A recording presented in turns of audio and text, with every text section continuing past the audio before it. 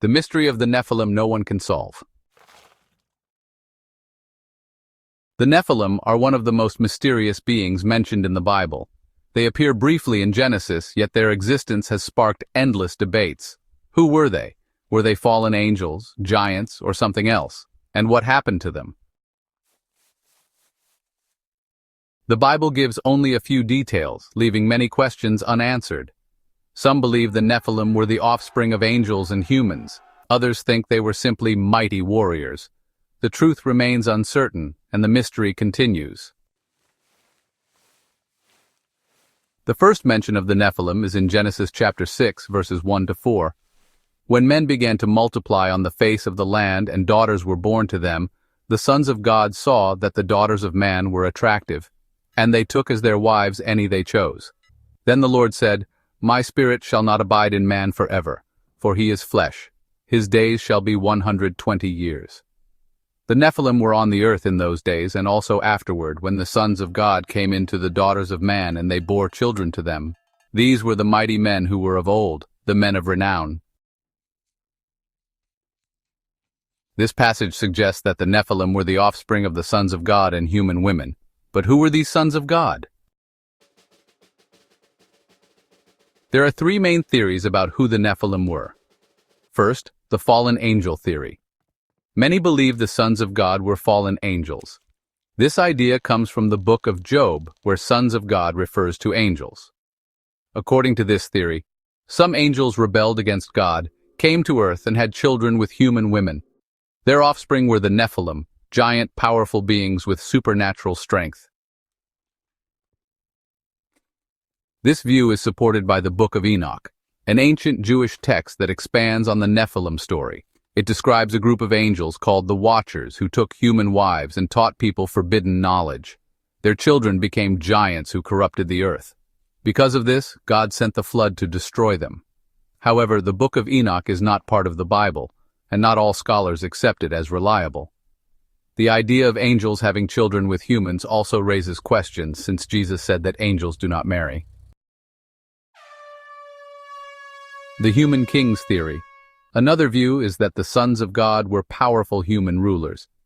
In ancient times, kings were sometimes called sons of God because they were seen as chosen by the gods. According to this theory, these rulers took many wives and had strong, warrior-like children who became the Nephilim. This view removes the supernatural element and sees the Nephilim as mighty humans, not angelic hybrids. Some say this fits better with the Bible's message, which focuses on human sin rather than angelic rebellion.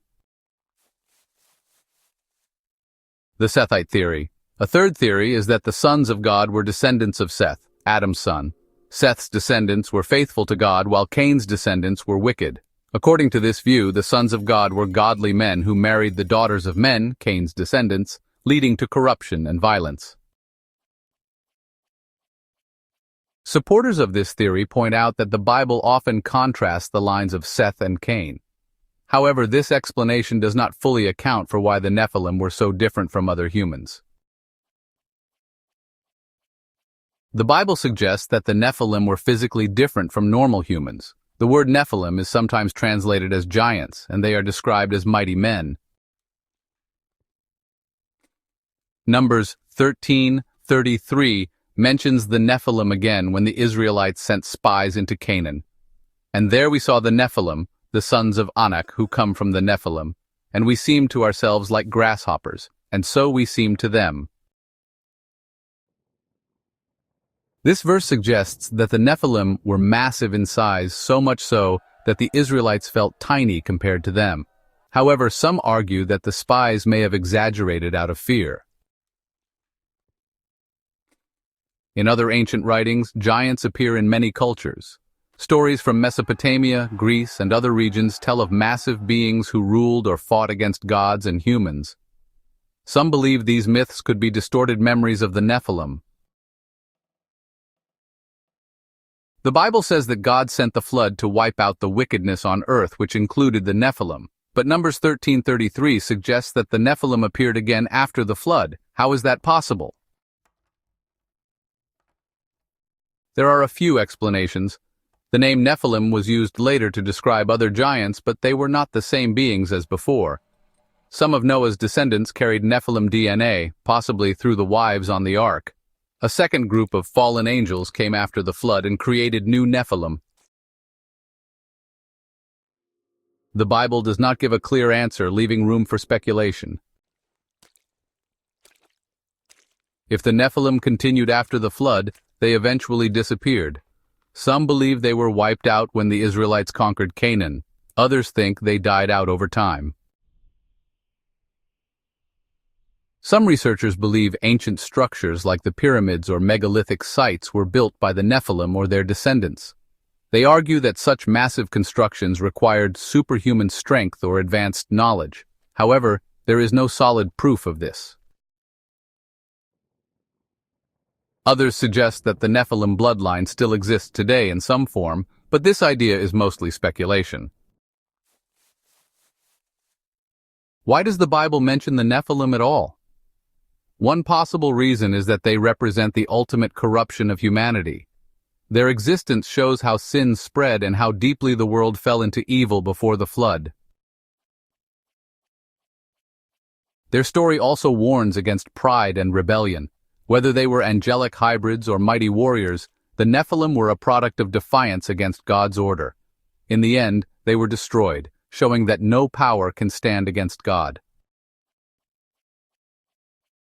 Some also see the Nephilim as a prophecy of future events. Jesus said that the days before his return would be like the days of Noah. Some believe this could mean a return of the Nephilim or similar corruption in the world. The Nephilim remain one of the biggest mysteries in the Bible. Were they supernatural beings or just powerful humans? Did they survive the flood? And if they were real, where is the evidence? No one has solved this mystery completely. The Bible gives us glimpses, but not all the answers. Until more is revealed, the Nephilim will remain one of the most debated and fascinating topics in biblical history.